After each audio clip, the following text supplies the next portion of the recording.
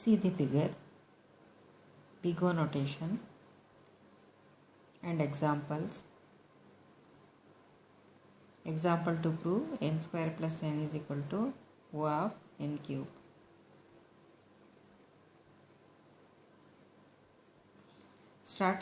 Strategies for big O. Sometimes the easiest way to prove that f of n is equal to O of j of n is to take C to be the sum of the positive coefficients of f of n. We can usually ignore the negative coefficients. See the example.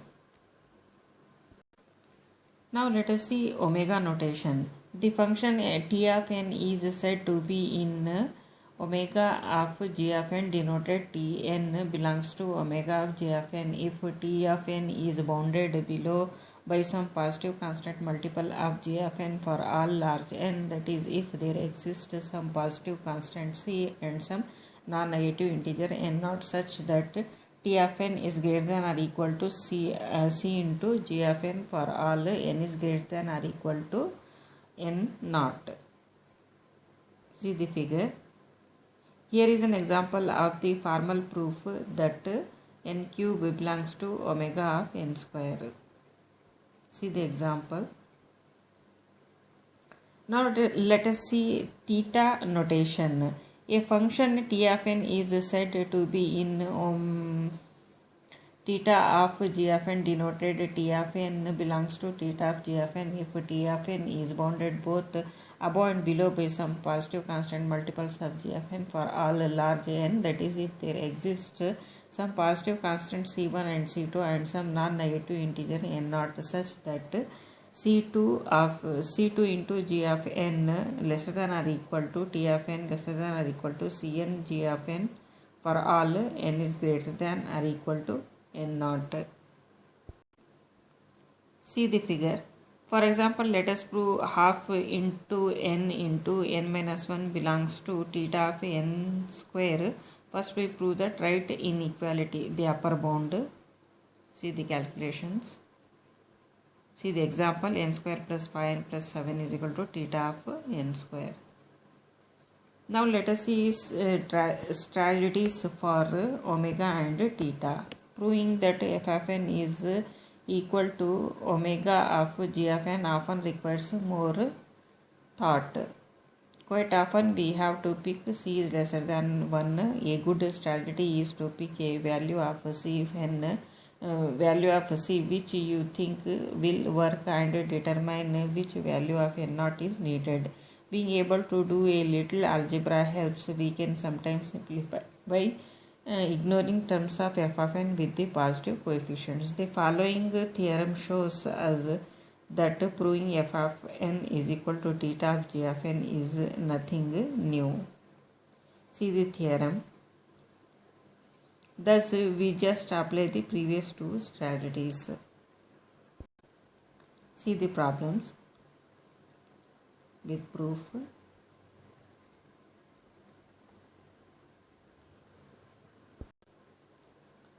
See the problems with proof.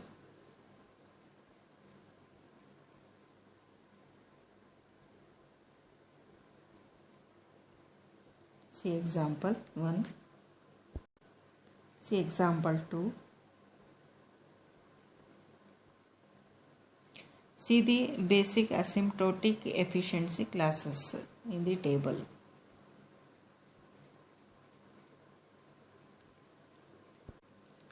Now let us see analysis of non-recursive algorithms. General plan for analyzing the time efficiency of non-recursive algorithms. Decide on a parameter or parameters indicating an input's size.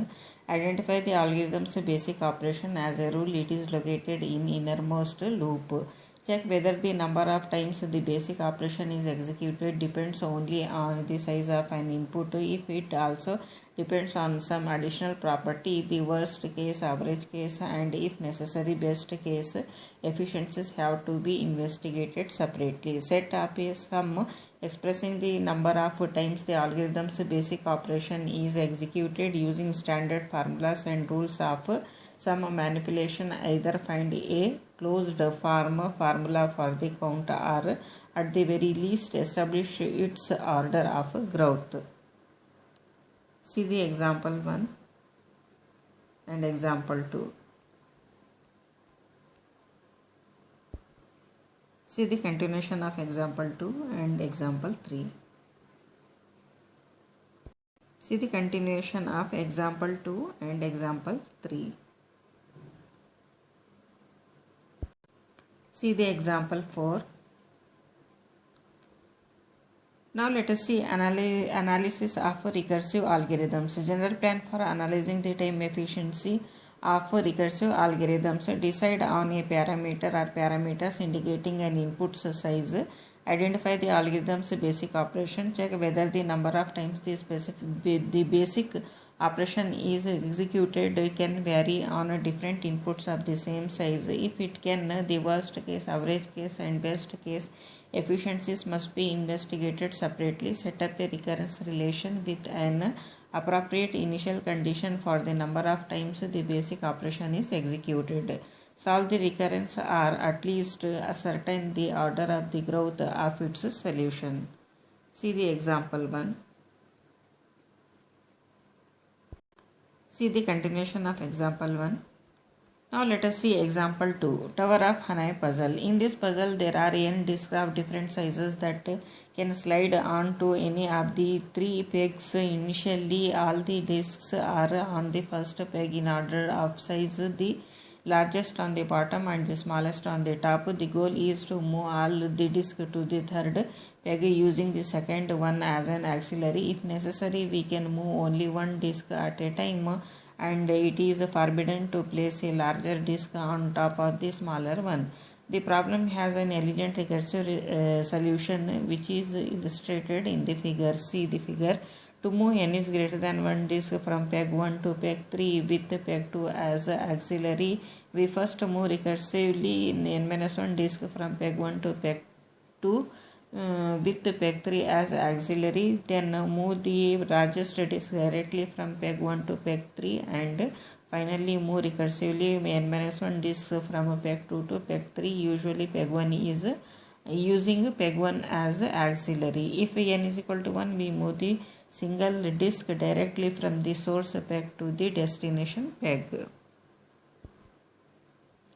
The number of moves m of n depends only on the n. The recurrence relation is m of n is equal to m of n minus 1 plus 1 plus m of n minus 1 for all n is greater than 1. We have the following recurrence relation for the number of moves m of n. M of n is equal to 2m of n minus 1 plus 1 for n is greater than 1, and m of 1 is equal to 1.